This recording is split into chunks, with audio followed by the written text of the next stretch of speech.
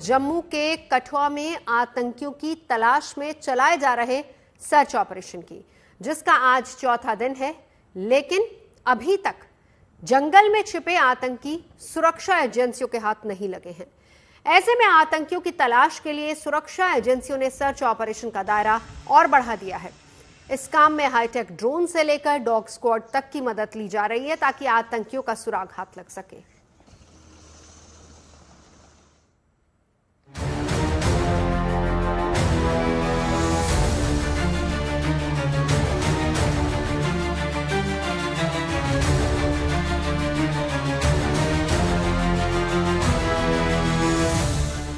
आतंकियों की तलाश में पहले जंगल खंगाला, लेकिन अब खेत खलिहान, नदी नाले, पुल पुलिया, घनी झाड़ियों और बॉर्डर पर भी तलाश तेज कर दी गई है।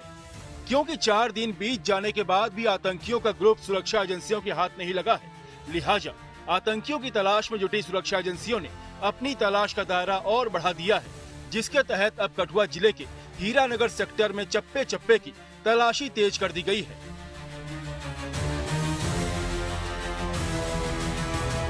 हीरानगर सेक्टर में लगातार चौथे दिन भी आतंकवाद विरोधक अभियान चल रहा है। सुरक्षा बलों ने जंगल के इलाके में जो तलाशी अभियान है उसको तेज कर दिया है। फिलहाल सुरक्षा बलों को कोई बड़ी सफलता तो हासिल नहीं हुई है, लेकिन प्राथमिकता यही है कि उन 5 आतंकवादियों का पता जल्द से जल्द लगाया जाए जो कि उस जंगल के इलाके में छिपे हुए हैं। और सुरक्षा बलों की प्राथमिकता यही है कि उन 5 आतंकवादियों को ढेर कर दिया जाए, क्योंकि ये जो 5 आतंकवादी हैं ये अत्याधुनिक हथियारों से लैस हैं और ये जंगल के इलाके में छिपे हुए हैं। बीते रविवार को 5 से 6 आतंकियों का ग्रुप एलओसी के नजदीक हीरानगर सेक्टर में देखा गया था, जिसकी सूचना मिलते ही सुरक्षा एजेंसियों ने बिना वक्त गवाए इलाके की घेराबंदी कर दी थी। इस दौरान आतंकियों और सुरक्षा बल के बीच मुठभेड़ भी हुई, लेकिन आतंकी हाथ नहीं लगे।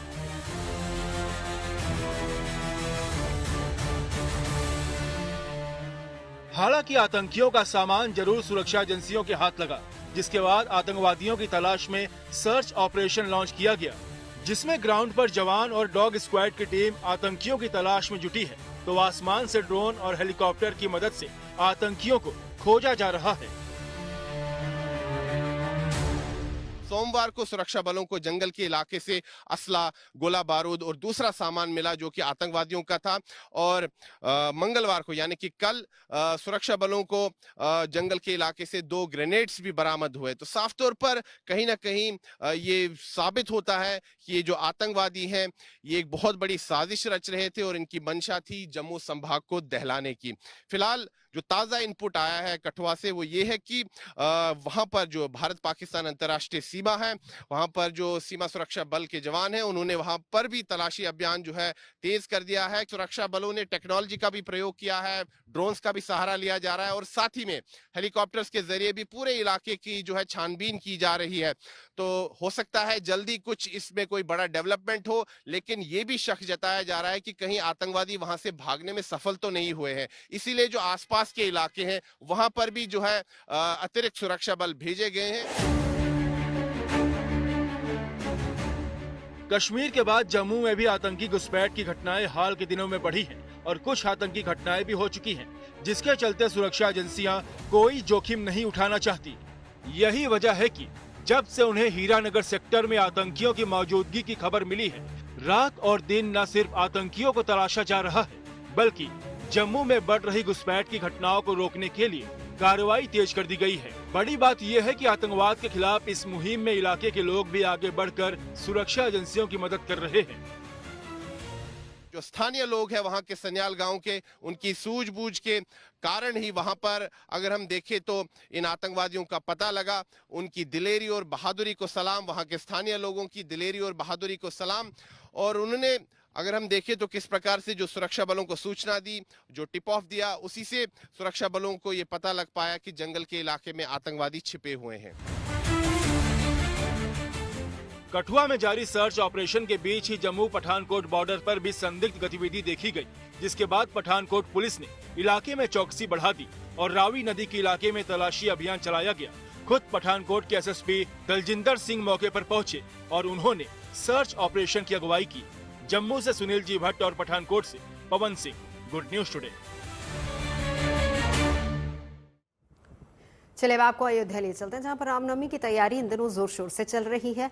इस बार भी रामनवमी के मौके पर पिछले साल की तरह रामलला का सूर्य तिलक किया जाएगा, मगर राम भक्तों के लिए एक और गुड न्यूज है, और वो ये है कि 6 अप्रैल से हर दिन सूर्य तिलक की प्रक्रिया होगी, जिसका फैसला मंदिर निर्माण समिति ने लिया है। रामलला के सूर्य तिलक के साक्षी देश दुनिया के लोग भी बन सकेंगे, क्योंकि सूर्य तिलक की इस प्रक्रिया का लाइव प्रसारण करने की तैयारी भी है।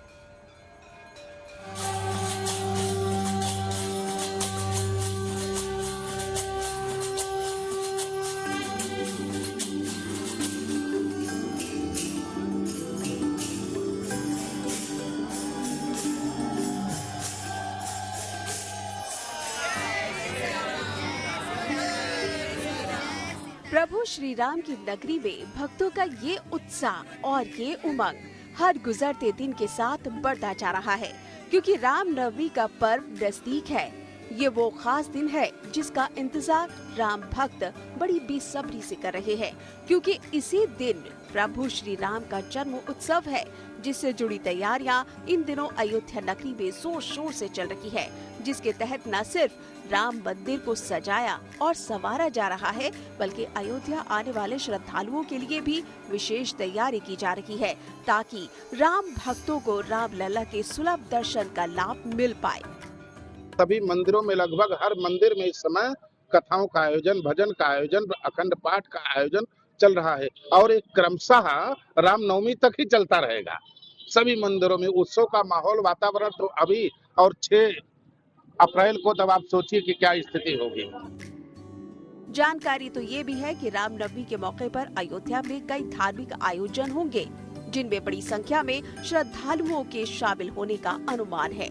ऐसे में इन श्रद्धालुओं की सुरक्षा और सुविधा के लिए मंदिर समिति और अयोध्या प्रशासन ने पूरा जोर लगा दिया है। पीने के पानी का इंतजाम, चिकित्सा के लिए उनको कैंप, और साथ साथ में ऐसे होल्डिंग एरिया जहां पर उनको छाया के माध्यम से धूप से बचाई जा सके, इसके लिए और वाटर कयास्क लगा करके पानी की उनको आपूर्ति दी जा सके, इसके लिए व्यवस्था की जा रही है। हम लोगों ने अपील किया है कि उनके आने वाले यात्रियों के लिए अयोध्या वासी कुछ भंडारा आदि के कार्यक्रम आयोजन किए। उस दिशा में मैं उम्मीद हमारे विधायक जी और अन्य विधायकगण मिल करके इस दिशा में भी प्रयास कर रहे हैं, जिससे कि लोगों को, आने वाले यात्रियों को अयोध्या के गरिमा के अनुरूप उनका भी सम्मान हो सके और उनकी व्यवस्था ठीक प्रकार से चल सके। अयोध्या में चल रही इन तैयारियों के बीच ही राम भक्तों के लिए एक गुड न्यूज भी है। खुशखबरी ये है कि पिछले साल की तरह इस साल भी रामनवमी पर सूर्य तिलक से रामलला का अभिषेक होगा, वो भी रोजाना, यानी 6 अप्रैल से हर रोज रामलला का सूर्य तिलक किया जाएगा। मंदिर समिति अध्यक्ष नृपेंद्र मिश्रा ने बताया कि हर दिन सूर्य तिलक की प्लानिंग अभी 20 साल के लिए की गई है। हम लोगों ने रामनवमी में जो सूर्य किरण की व्यवस्था की जानी है उस पर भी चर्चा की, और जो शिखर की प्रगति है उससे ऐसा प्रतीत होता है कि जो परमानेंट व्यवस्था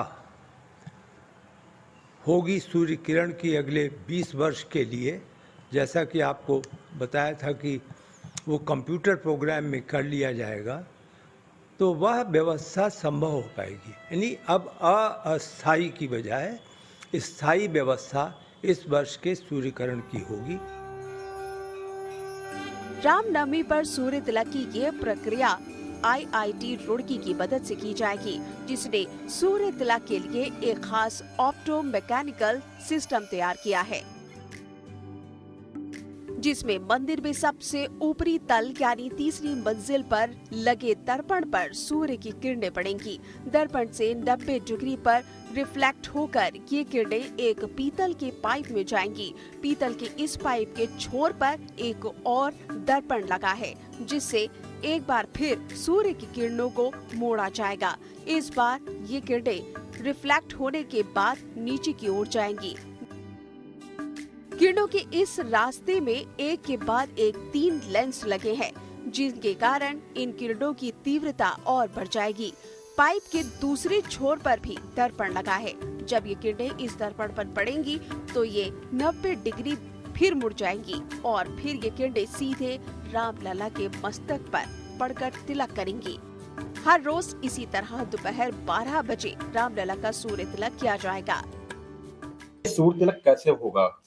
सूर्य तिलक दूरबीन विधि से होता है। दूरबीन से सूर्य की किरणों को लेकर के और उसको पास किया जाता है। वो सीधी राम जी के मस्तिष्क पर पड़ती हैं और इनकी 4-5 मिनट रहती हैं और उसको टीवी के माध्यम से पूरे देश में दिखाया जाता है।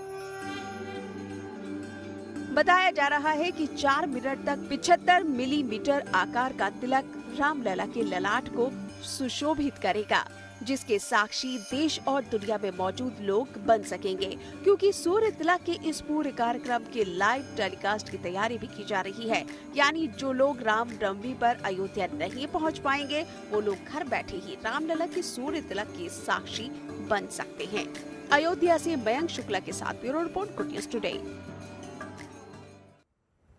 और अब बात दिल्ली के वासुदेव घाट की, जो कि पिछले कई महीनों से सुर्खियों में है और ये पहला घाट जिसका सौंदर्यीकरण किया गया। दिल्ली में यमुना आरती की शुरुआत भी यहीं से हुई, लेकिन आप अब जब वासुदेव घाट जाएंगे तो आपको 50 रुपए का टिकट लेना होगा। पहले वासुदेव घाट में फ्री एंट्री हुआ करती थी। हालांकि जिस दिन यमुना आरती होती है उस दिन आरती के समय यानी कि शाम 5 से 7 बजे एंट्री फ्री होगी। वहीं मंथली पास लेने पर आपको कम पैसे देने होंगे। स्टूडेंट्स, सीनियर सिटीजन्स को भी रियायत दी गई है, उनके लिए एंट्री फीस आधी रहेगी। शायद ये दिल्ली का पहला घाट है जो इतना खूबसूरत दिखता है। पिछले 1 साल से वासुदेव घाट पर गंगा आरती की तरह यमुना आरती होती है, जिसे देखने के लिए बड़ी संख्या में लोग पहुंचने लगे हैं। हर रविवार और मंगलवार शाम 7 बजे से लोग संस्कृति, आस्था और परंपरा के गवाह बनते हैं। घाट पर पंडितों के मंत्रोच्चार से यहाँ वातावरण पूरी तरह भक्तिमय हो जाता है। हालांकि अब हफ्ते में 5 दिन अगर इस आरती में शामिल होना है तो आम लोगों को 50 रुपए का प्रवेश शुल्क चुकाना होगा। यही वो घाट है, पहला घाट जहाँ पर यमुना की आरती भी शुरू हुई। लेकिन अब इसी वासुदेव घाट में अगर आपको आना है तो आपको इसके लिए एक फीस चुकानी होगी। बाकायदा आप यहाँ देखिए, डीडी ने बोर्ड लगाया है कि वासुदेव घाट पर बिना टिकट प्रवेश अब वर्जित है। कृपया टिकट काउंटर से टिकट लेकर ही प्रवेश करें। 50 रुपये पर पर्सन ये टिकट है, लेकिन अगर आप मंथली पास बनवाते हैं तो आपको इसके लिए 500 रुपये देने पड़ेंगे। अगर आप सीनियर सिटीज़न हैं तो इसके लिए आपको 250 रुपये महीने के, और अगर आप सीनियर सिटीज़न हैं तो आपका रोज का जो टिकट है वो 25 रुपये आपको इसके लिए देने होंगे। हालांकि हफ्ते में 2 दिन होने वाली यमुना आरती में शामिल होने के लिए कोई पैसे नहीं देने होंगे। आपको यहाँ पे गार्ड रखने चाहिए। आप जो फालतू लोग आते हैं, जो असामाजिक तत्व आते हैं, जो नशेड़ी आते हैं, उनको हटाइए, उसमें कोई दिक्कत नहीं है। लेकिन एक जो बुजुर्ग आता है जिसकी मन में आस्था के चलो आज जमुना जी के दर्शन करिए हैं, आप उससे भी 50 रुपये मांगेंगे तो वो जायज़ नहीं है। जनरल पब्लिक ना जहाँ पे भी उनको ओपन मिलता है, कुछ भी ओपन मिलता है, तो वो वहाँ पे गंद मचाना शुरू कर देते हैं, क्योंकि वहाँ पे उनको कोई रोक टोक करने वाला नहीं होता है। तो थोड़ा बहुत तो लगाना जरूरी है मेरे हिसाब से। वासुदेव घाट में प्रवेश शुल्क लगाने के पीछे डीडीए यानी दिल्ली डेवलपमेंट अथॉरिटी ने वजह भी बताई है। उनका कहना है कि वासुदेव घाट से असामाजिक तत्वों और नशेड़ियों से दूर रखने के लिए ऐसा किया गया है। वासुदेव घाट में लाखों रुपए खर्च कर आम लोग और पर्यटकों के लिए कई तरह की सुविधाएं दी गई हैं, जिनको ये नुकसान पहुंचा सकते हैं। हालांकि वासुदेव घाट में फ्री एंट्री की व्यवस्था खत्म करने पर दिल्ली वालों की मिली जुली प्रतिक्रिया सामने आ रही है।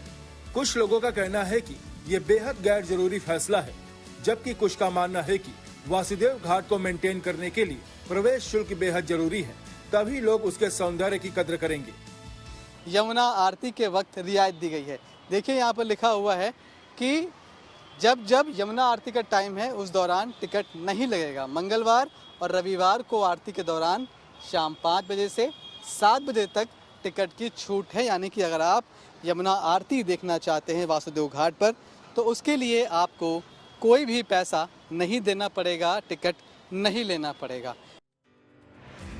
दिल्ली में यमुना के किनारे इतना खूबसूरत घाट देखकर अपनी आंखों पर विश्वास करना थोड़ा मुश्किल हो जाता है। दिल्ली में कश्मीरी गेट के पास मौजूद इस घाट का 3 साल में कायाकल्प हो चुका है। साल 2022 से पहले तक इस घाट के किनारे कूड़ा करकट का अंबार था। यमुना के पानी में प्रदूषण की वजह से सफेद झाग नजर आता था, लेकिन आज वासुदेव घाट पर गंदगी का नामो निशान नहीं है।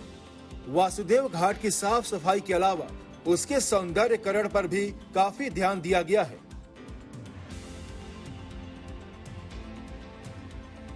पक्के घाट के बगल में दिल्ली की पहचान लाल पत्थरों से एक पैदल मार्ग भी बनाया गया है, जिस पर लोग सुबह शाम टहलते हैं। इस दौरान दिक्कत न हो इसलिए लाल पत्थर से बने बिजली के खंभे भी मौजूद हैं, जिन पर लाइट्स लगी हैं। 4 बाग शैली में बारादरी यानी मंडप जैसी संरचनाएं भी मौजूद हैं। इसके अलावा लाल पत्थर से छतरियां भी तैयार की गई हैं। यहाँ पर डीडीए ने इस तरह से एक पोस्टर लगाया है। जिस पोस्टर में टाइमलाइन के साथ ये बताया गया है कि ये घाट वासुदेव घाट पहले कैसा था और जब इस पर काम करना शुरू किया तो वो कैसा होता गया और धीरे धीरे ये कितना सुंदर हो गया। यहाँ आप देखिए, ये रिपेरियन एच का फोटो लगा हुआ है, साल लिखा हुआ है 2022 और ये तब की फोटो है जब शुरुआत हुई थी काम की। दिखाया जा रहा है कि उस वक्त कितना गंदा ये घाट हुआ करता था, यमुना यहाँ कितना गंदा हुआ करती थी। लेकिन जैसे ही आप आगे देखिए, अगला फोटो है 2023 जून का। उस वक्त देखिए यहाँ पर कि कैसे इसको सफाई की गई और फिर यहाँ पर इस तरह से घास उगा दी गई, एक छोटा सा पासे बना दिया गया। 2023 जुलाई की ही ये फोटो है जहाँ पर दिखा रहे हैं कि यमुना के किनारे हमने किस तरह से अलग अलग तरीके के पौधे लगाए, फूल लगाए, जिससे ये और सुंदर दिखना शुरू हो गया।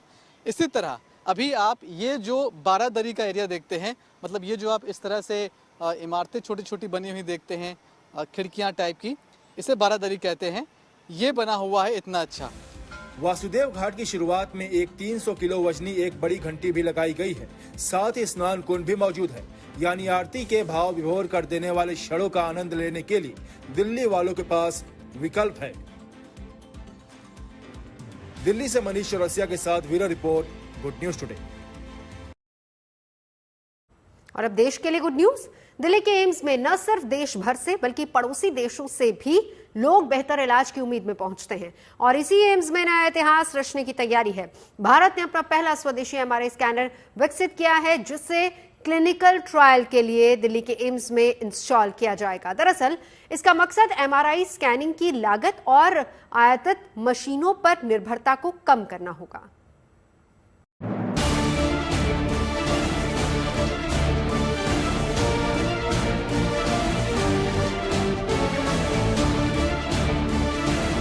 मरीजों के लिए कई ऐसे टेस्ट होते हैं जो काफी महंगे होते हैं।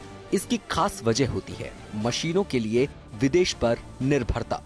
उपकरण महंगे मिलते हैं, जिसके चलते यहाँ मरीजों को टेस्ट के लिए ज्यादा पैसे लगते हैं।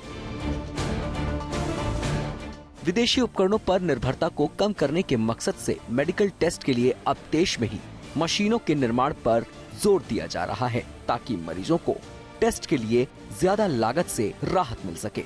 इसी कड़ी में देश की पहली स्वदेशी एमआरआई स्कैनर विकसित की गई है, जिसे अक्टूबर के महीने तक दिल्ली के एम्स में परीक्षण के लिए स्थापित किया जाएगा। इसे आत्मनिर्भर भारत की ओर बढ़ता कदम बताया जा रहा है। मौजूदा वक्त में 80-85% उपकरण आयात किए जाते हैं। अब स्वदेशी एमआरआई मशीन से देश को चिकित्सा प्रौद्योगिकी में ज्यादा आत्मनिर्भर बनाने में मदद मिलेगी।